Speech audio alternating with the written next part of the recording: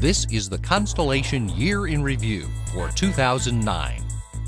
Constellation is America's new space program, which has the flexibility to take crews to the International Space Station, return humans to the Moon, and even extend human presence beyond.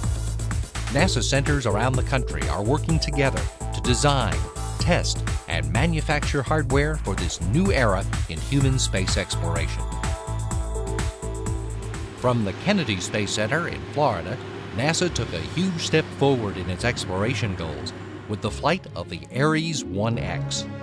An unmanned test vehicle, the Ares 1X was loaded with 700 sensors to monitor every aspect of the flight, providing engineers with volumes of data to be used to improve the design and safety of the next generation of human spaceflight vehicles.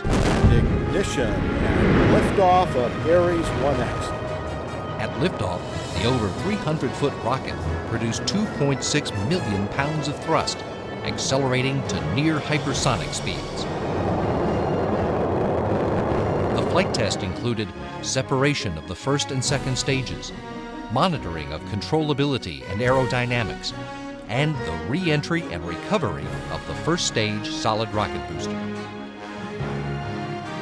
Ares 1X not only tested the rocket design, but also provided an opportunity to test facilities and ground operations.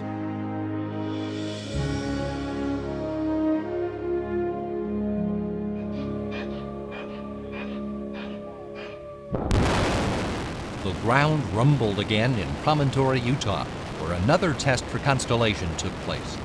Development Motor 1, or DM1, is the first test of a 5-segment solid rocket booster in the Ares rocket configuration. Similar in design to the 4-segment shuttle solid rocket motor, DM1 features several upgrades and technology improvements, as well as the 5th segment needed to deliver its 3.6 million pounds of lifting power for the Constellation program.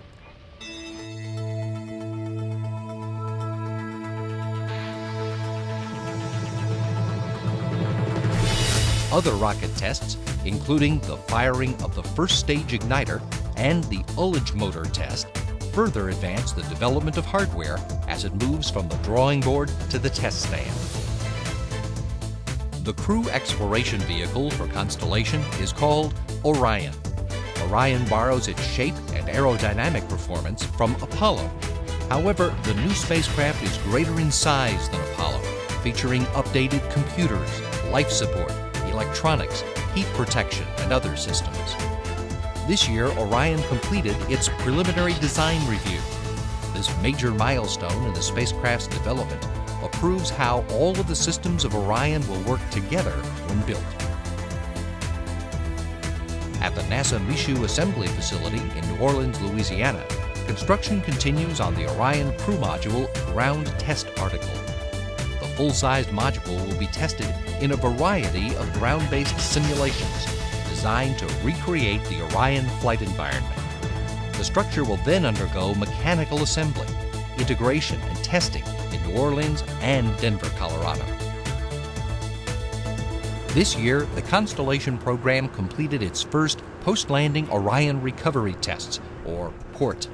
Simulating a recovery in the open ocean, PORT not only reveals to engineers how the spacecraft will behave in these conditions, but also gives recovery teams their first experience with recovery procedures and gear. Sitting on top of Orion is the Launch Abort System, designed to pull the crew to safety in the event of an emergency on the launch pad or in the early stage of the climb to orbit. Preparations are in full swing for the first test of the multifaceted Launch Abort System. Called Pad Abort 1, the test simulates an abort while still on the launch pad. Components include an abort motor, which pulls the Orion spacecraft from danger, an attitude control motor, which provides directional control, and a jettison motor that separates the system from the crew module.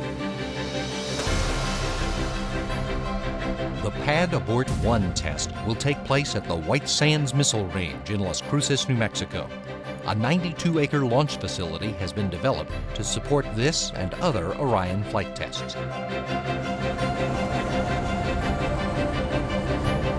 parts for the Pad Abort 1 test rolled into White Sands, including the Orion crew module.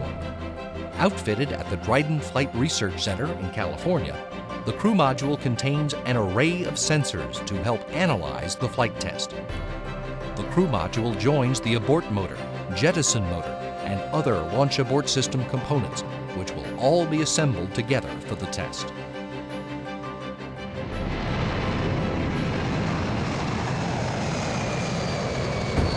Other activity this year included parachute tests for a rocket deceleration system, managed by the Marshall Space Flight Center in Huntsville, Alabama, and taking place at the U.S. Army's Yuma Proving Grounds in Yuma, Arizona. The tests featured the largest rocket parachutes ever manufactured. The 3 main parachutes measure 150 feet in diameter and weigh 2,000 pounds each.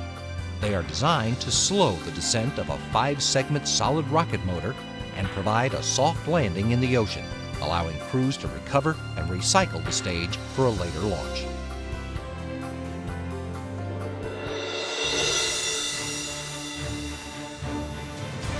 Constellation is engaging the talents of engineers, scientists, and manufacturers across the country, with every NASA center involved with its development.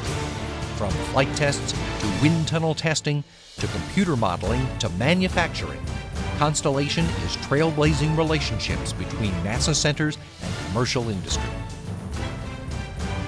With the first flight test complete and more on the way, engineers are learning more about how real hardware behaves in flight conditions.